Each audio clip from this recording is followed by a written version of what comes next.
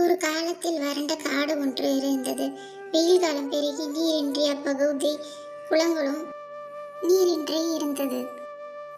அந்த காட்டில் மிகப்பெரிய வறட்சி இருந்தது. மரங்கள் கூட இலைகள் இல்லாமல் காய்ந்து போயிருந்தது. அந்த அளவுக்கு வறட்சி அந்த காட்டில் இருந்தது. அந்த காட்டில் சோனா என்ற பறவை இருந்தது. அது மிகவும் நல்ல குணம் கொண்டது. எல்லாருக்கும் உதவி செய்யும் நல்ல குணம் கொண்ட பறவையாக இருந்தது. சோனா, நமது காட்டில் நீர் அதிகமாக தேவைப்படுகிறது.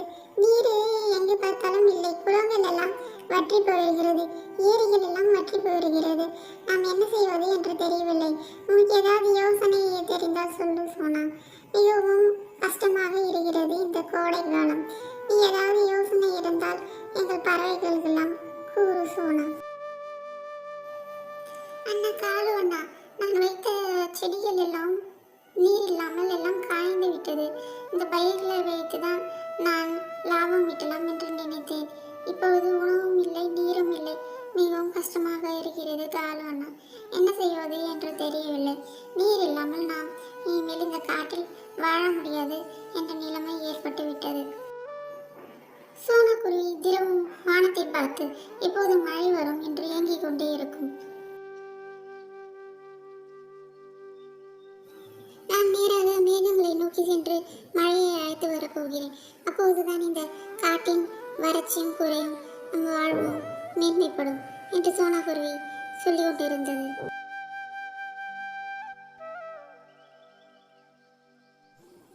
காலு, தண்ணீர் மிகவும் கொஞ்சமாக தான் வருகிறது. நம் மகன் ராஜு குளித்து ஒரு வாரம் ஆகிறது. என்ன செய்வது காலு? குளிப்பதற்கும் குடிப்பதற்கும் நீர் இல்லாமல் மிகவும் கஷ்டமாக இருக்கிறது. இதற்கு ஏதாவது ஒரு வழி பண்ணால்தான் நாம் இந்த காட்டில் நிம்மதியாக வாழ முடியும் காலு. தண்ணீர் சுட்டு சுட்டாக தான் வருகிறது இந்த குழாவில். சொட்டு தண்ணீர் வைத்து நாம் என்ன பண்ணுவது? குடிப்பதற்கு தான் கரெக்டாக இருக்கிறது. கவலைப்படாத கூறி, நானும் சொன்னவும் இதுக்கு எதனா யோசனை பண்ணுறோம். நாளைக்கு இதை பற்றி பேசி நாங்கள் 2 பேரும் எதனாவது யோசனை பண்ணுறோம். அப்போ தான் இது ஒரு முடிவு வரும். நம்ம தண்ணி பிரச்சனை தீர்ந்தால் தான் நமக்கு இந்த காட்டில் நிம்மதியாக வாழ முடியும். காலு, நான் மேகங்களை நோக்கி செல்ல போகிறேன். எனக்கு நீங்கள் உதவி செய்ய முடியுமா காலு அண்ணா? மேகங்களை நோக்கி செல்வது அவ்வளவு சுலபம் இல்லை சோனா. அங்கு காற்று மிகவும் அதிகமாக இருக்கும். சூரிய வெப்பமும் அதிகமாக இருக்கும். மேலே செல்ல செல்ல நம்மளால் பறக்க முடியாது சோனா. அதற்காக நான் ஒரு யோசனை வைத்திருக்கிறேன். என் வீட்டில் நீண்ட நாளாக ஒரு பேராஷூட் இருக்கிறது. அது பயன்பாட்டில் இல்லாமல் இருக்கிறது. அதை வைத்து நாம் மேகங்களை நோக்கி செல்லலாம் சோனா. அப்பொழுதுதான் நம்மளுக்கு மழை கிடைக்கும் சோனா. நீ நாளைக்கு எங்க வீட்டுக்கு வா சோனா. எங்க வீட்டில் பயன்பாட்டில் இல்லாமல் ஒரு பேராஷூட் இருக்கிறது. அதை வைத்து நீயும் காலவும் மேகங்களை நோக்கி செல்லலாம் சோனா. சரி கௌரி அக்கா, நீங்கள் எல்லாவற்றையும் தயார் செய்து வையுங்கள். நாளைக்கு உங்கள் வீட்டுக்கு காலையில் நான் வரேன். நம் மேகங்களை நோக்கி செல்லலாம். கோரி, வீட்டுக்குள்ளே சென்று பேராஷூட் எடுத்துருவா. நானும் சோனாவும் நாளைக்கு மேகங்களை நோக்கி செல்ல போகிறோம். அதில் ஓட்டைகள் இல்லாமல் நன்றாக இருக்கிறதா என்று பார்த்து வா கோரி. கௌரிக்காகவும் வீட்டுக்குள்ளே சென்று பேராஷூட்டை எடுத்துட்டு வந்தது. அந்த பேராஷூட்டை பார்த்து 2 பறவைகளும் சந்தோஷப்பட்டன. நாம் விரைவில் மேகங்களை அடையலாம், நம்மளுக்கு மழையும் கிடைக்கும் என்று 2 பறவைகளும் சந்தோஷப்பட்டன. நம் காட்டில் உள்ள எல்லா பறவைகளும் சொல்லிவிடு சோனா, நாம் மேகங்களை நோக்கி செல்ல போகிறோம் என்று. நம்மளுக்கு விரைவில் மழை கிடைத்துவிடும் என்று எல்லா பறவைகளிடம் சொல்லிவிடு. நமது காட்டில் பிரச்சனை தீர்ந்துவிடும் என்று எல்லா பறவைகளிடம் சொல்லிவிடு சோனா. சோனாகுருவியும் காலுக்காகவும் பேராஷூட்டில் ஏறி மேகங்களை நோக்கி சென்றனர். 2 பறவைகளும் அதில் அமர்ந்து கொண்டு மேகங்களை நோக்கி சென்றனர். சோனா, இன்னும் சற்று நேரத்தில் நாம் மேகங்களை அடைந்து விடுவோம். நாம் மேகங்களிடம் மழையை கேட்கலாம் என்று காலுக்காகவும் சோனாவிடம் சொல்லிக் கொண்டிருந்தது. இந்த காட்டில் மழையை பிரச்சனை தீர்ந்துவிடும் என்று இந்த காலுக்காகவும் சொல்லிக் கொண்டிருந்தது. சோனாகுருவியும் மிக நம்பிக்கையுடன் மேகங்களை நோக்கி சென்றது. பறவைகளே, என்னை ஏன் தேடி வந்திருக்கிறீர்கள்? நீங்கள் வந்த காரணத்தை சொல்லுங்கள் பறவைகளே. மேகமே, எங்கள் காட்டில் மழை இல்லை. அதனால் எல்லா நீர்நிலைகளும் வற்றி போயிருக்கிறது, குளங்களும் வற்றி போயிருக்கிறது. நீ வந்து என் காட்டில் மழை பெய்ய வேண்டும் மேகமே. உன்னால் தான் மேகமே எங்கள் காட்டில் மீண்டும் மழை வரும், பசுமை பெருகும், எங்கள் வாழ்க்கும் செம்மை பெறும். நீ மனது வைத்தால் தான் எங்கள் வாழ்க்கையெல்லாம் செம்மை பெறும் மேகமே. எங்கள் காட்டில் வந்து தயவு செய்து மழையை பொழி மேகமே. சரி பறவைகளே, நீங்கள் சொன்னதுபடியே நாங்கள் எல்லா மேகமும் ஒன்று திரண்டு நாங்கள் உங்கள் காட்டில் வந்து மழையை பொழிகிறோம் பறவைகளே.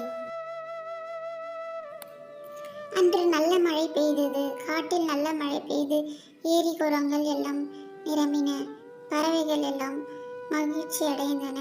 இந்த மழை போதும், நாம் இந்த கோடை காலத்தை கடப்பதற்கு உதவும் என்று பறவைகள் சந்தோஷப்பட்டன. இடிமின்னலுடன் நல்ல மழை பெய்தது, எல்லா பறவைகளும் சந்தோஷப்பட்டன.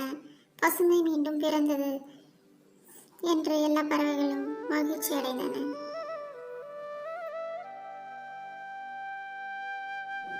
சோனாவின் முயற்சியும் நம்பிக்கையும் மழையை கொண்டு வந்தது, வாழ்க்கையும் பசுமையாகியது, எல்லா பறவைகளும் நீர்நிலைகள் எல்லாம் நிரம்பியது என்று சந்தோஷப்பட்டன. இந்த மழை போதும் நாம் கோடை காலத்தை கடப்பதற்கு உதவும் என்று எல்லா பறவைகளும் மகிழ்ச்சி அடைந்தன. சோனா, உன்னால் தான் நமது வாழ்க்கை திரும்பவும் பசுமை அடைந்தது, நமது வாழ்வும் மேன்மைப்பட்டது என்று கிளி கூறிக்கொண்டிருந்தது.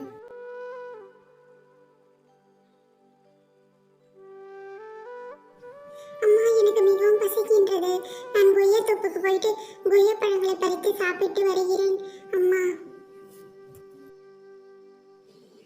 மகளே பியூட்டி, நீ ஜாக்கிரதையா போயிட்டு கொய்யா பழங்களை சாப்பிட்டு நீ பத்திரமா வா. சரி அம்மா, நான் பத்திரமாக சாப்பிட்டு விட்டு நான் என் ஃப்ரெண்ட்ஸ் கூட விளையாடிட்டு வரேன் அம்மா. பியூட்டி கொய்யா பழங்கள் தோப்புக்கு சென்றது. கொய்யா பழம் சாப்பிடலாம் என்று கொய்யா தோப்புக்கு சென்றது. இந்த கொய்யா பழங்கள் மிகவும் ருசியாக இருக்கும். நான் கொஞ்சம் கொய்யா பழங்களை சாப்பிட்டு விட்டு என் அம்மாவுக்கு கொஞ்சம் கொய்யா பழங்களை எடுத்து செல்ல போகிறேன். என் அம்மாவுக்கும் கொஞ்சம் பங்கு தருகிறேன் என்று பியூட்டி சொல்லிக் கொண்டிருந்தது. இந்த கொய்யா பழங்களின் ருசி இந்த காட்டில் எந்த கொய்யா மரத்திலும் இல்லை, அவ்வளவு ருசியாக இருக்கும் இந்த கொய்யா பழங்கள் என்று பியூட்டி கூறிக்கொண்டிருந்தது. நான் நதிக்கரையில் சென்று கொய்யா பழங்களை எடுத்துட்டு போய் சாப்பிட போகிறேன். பியூட்டி, இங்க என்னமா பண்ற? நதிக்கரையில தனியா வந்து உட்காந்துட்டு இருக்கியே, ஏதாவது கழுகு வந்து உன்னை பிடிச்சிட்டு போயிடாதா? நீ வந்து நதிக்கரையில உட்காந்துட்டு இருக்க, உனக்கு பயமா இல்லையா பியூட்டி?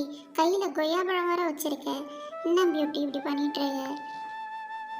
கோரி ஆண்டி, நான் பக்கத்து கொய்யா மரத்துல இருந்து கொய்யா பழங்களை எடுத்துட்டு வந்தேன். இந்த மரத்துல இந்த கொய்யா பழம் ரொம்ப ருசியா இருக்கும். இந்த காட்டுலயே இந்த கொய்யா பழம் தான் மிகவும் ருசியான கொய்யா பழம். அதனாலதான் நான் எடுத்துட்டு வந்து இங்க சாப்பிடலான்னு வந்தேன் கோரி ஆண்டி. இந்த பியூட்டியை ஏமாத்தி விட்டு இந்த கொய்யா பழத்தை நாம் எடுத்துட்டு போயிடணும்னு சொல்லிட்டு இந்த கோரிக்காகவும் உடனே அந்த கொய்யா பழங்களை எடுத்துக்கொண்டு பறக்க தொடங்கியது. ஆண்டி, இந்த கொய்யா பழத்தை எடுத்துட்டு போவாதீங்க, எனக்கு கொடுங்க, எனக்கு மிகவும் பசிக்கின்றது, எனக்கு கொய்யா பழத்தை கொடுங்க கோரி ஆண்டி. மகனே ராஜு, உனக்காக நான் கொய்யா பழங்கள் எடுத்துட்டு வந்திருக்கிறேன். இது ஒரு மரத்துலேருந்து பறித்து நான் எடுத்துட்டு வந்தேன். இது மிகவும் ருசியான பழங்கள் ராஜு. இந்த பழங்களை நீ சாப்பிட்டு பாரு, ரொம்ப இனிப்பாக இருக்கும். இந்த காட்டிலே இந்த பழம் தான் ருசியான பழம் என்று எல்லோரும் சொல்லி கொண்டிருக்கிறார்கள். அந்த அளவுக்கு ருசியான பழம் இந்த பழம் என்று சொல்லிவிட்டு இந்த கொய்யா பழத்தை ராஜு கிட்ட சாப்பிடுவதற்கு கொடுத்தது கோரி. ராஜு உடனே இந்த கொய்யா பழங்களை சாப்பிட்டு விட்டு இந்த ருசி எந்த பழத்திலும் இல்லை என்று ரசித்து சாப்பிட்டு கொண்டிருந்தார் ராஜு. மறுநாள் புறாவின் மகன் சோட்டு கையில் ஐஸ்கிரீம் வைத்துக்கொண்டு நதிக்கரையில் நின்று கொண்டிருந்தான். அதை பார்த்து விட்டது கோரிக்காக உடனே அங்கு சென்றது. கோரி, என்னப்பா சோட்டு, ஐஸ்கிரீம் வைத்துக்கொண்டு நதிக்கரையில் அமர்ந்து கொண்டு இருக்கிறாய்? இந்த ஐஸ்கிரீம் மறைந்து விடாத, உடனே சாப்பிட்டு விட வேண்டும். இந்த ஐஸ்கிரீம் எல்லாம் கையில் வைத்துக் கொண்டு பார்த்து கொண்டே இருக்கக்கூடாது என்று கோரிக்காகவும் சோட்டுவிடம் சொன்னது என்று சொல்லிவிட்டு சோட்டுவை ஏமாற்றிவிட்டு அந்த ஐஸ்கிரீமை கோரிக்காகவும் தன் கையோடு எடுத்து பறந்து சென்று விட்டது அந்த இடத்தை விட்டு. மறுநாள் சோட்டும் பியூட்டியும் பேசிக் கொண்டிருந்தனர். பியூட்டி, உனக்கு ஒன்று தெரியுமா, நேற்று நான் ஐஸ்கிரீம் சாப்பிட்டு கொண்டு நதி அருகில் இருந்தேன். உடனே கோரி ஆண்டி வந்து என் ஐஸ்கிரீமை என்கிட்ட இருந்து எடுத்துட்டு போயிட்டாங்க. எனக்கு ரொம்ப அழுதுட்டே இருந்தேன் பியூட்டி. ஆமா சோட்டு, என்கிட்ட இருந்து கூட கொய்யா பழங்களை பறித்து சென்று விட்டார்கள் அந்த கோரி ஆண்டி. இந்த கோரி ஆண்டிக்கு ஒரு நல்ல பாடத்தை கற்பிக்க வேண்டும் என்று பியூட்டி சொல்லிவிட்டு ஒரு ஸ்வீட் கடையை நோக்கி பறந்து சென்றது பியூட்டியும் சோட்டுவும்.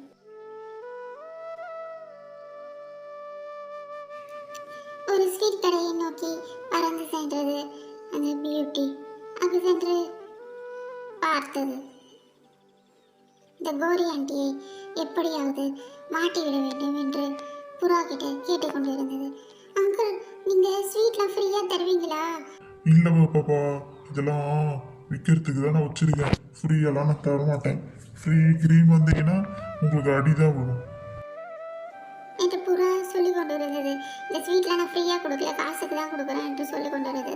உடனே பியூட்டியும் சோட்டுவும் ஒரு ஐடியா பண்ணினார்கள். இதை வைத்து நம் கோரி ஆண்டியை ஏமாற்றி விடலாம் என்று. கோரி ஆண்டி, உங்களுக்கு ஒன்று தருமா? நம்ம கார்டில் ஸ்வீட்ஸ் எல்லாம் ஃப்ரீயாக தராங்க. நீங்கள் போய் அங்கே போய் ஸ்வீட்ஸ் எல்லாம் ஃப்ரீயாகவே வாங்கிக்கோங்க கோரி ஆண்டி. இந்த ஸ்வீட்ஸ்லாம் ரொம்ப நல்ல டேஸ்ட்டாக இருக்குது கோரி ஆண்டி.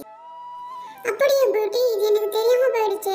அது எந்த இடம் உடனே எனக்கு சொல்கிறேன். அந்த இடத்துக்கு நான் போயிட்டு எல்லா ஸ்வீட்ஸும் நான் வாங்கிட்டு போகிறேன். என் மக ராஜுவுக்கும் ரொம்ப பிடிக்கும், காலுவுக்கும் ரொம்ப பிடிக்கும். அந்த இடம் உடனே எங்கே இருக்குன்னு சொல்லு பியூட்டி. அந்த இடத்துக்கு உடனே போகிறேன். புறா, எனக்கு ஸ்வீட்ஸ் எல்லாம் ஃப்ரீயா தராங்க அப்படின்னு என்கிட்ட பியூட்டி வந்து சொல்லுச்சு. நீ ஸ்வீட்ஸ் எல்லாம் ஃப்ரீயா தான் தரியா புறா? இந்த ஸ்வீட்ஸ்லாம் நான் ஃப்ரீயாக கொடுக்கல. இந்த ஸ்வீட்ஸ்லாம் நான் விலை அதிகமாக கொடுத்து செஞ்சு வச்சுருக்கேன். நல்ல நெய், நல்ல சர்க்கரை எல்லாம் கொடுத்து நான் விலை அதிகமாக முந்திரியெல்லாம் போட்டு நல்லா செஞ்சு வச்சுருக்கேன். இந்த ஸ்வீட்ஸை நான் போய் ஃப்ரீயாக கொடுப்பேனா கோரி? உடனே புறா அசந்த சற்று நேரத்திலே ஸ்வீட்ஸ் எல்லாம் எடுத்துக்கொண்டு கோரிக்காகவும் பறக்க தொடங்கியது. கோரி, நில்லு கோரி, யாரை ஏமாத்த பார்க்குற? இந்த ஸ்வீட்ஸ்லாம் நான் ஃப்ரீயாக கொடுக்கல. இந்த ஸ்வீட்ஸ்லாம் நான் சர்க்கரை விலை அதிகமான நெய்யெல்லாம் கொடுத்து செஞ்சுருக்கேன் என்று சொல்லிக்கொண்டு இந்த புறா கோரி காகத்தை துரத்தி கொண்டு சென்றது. நில்லு கோரி, என் ஸ்வீட்ஸ்லாம் கொடு கோரி.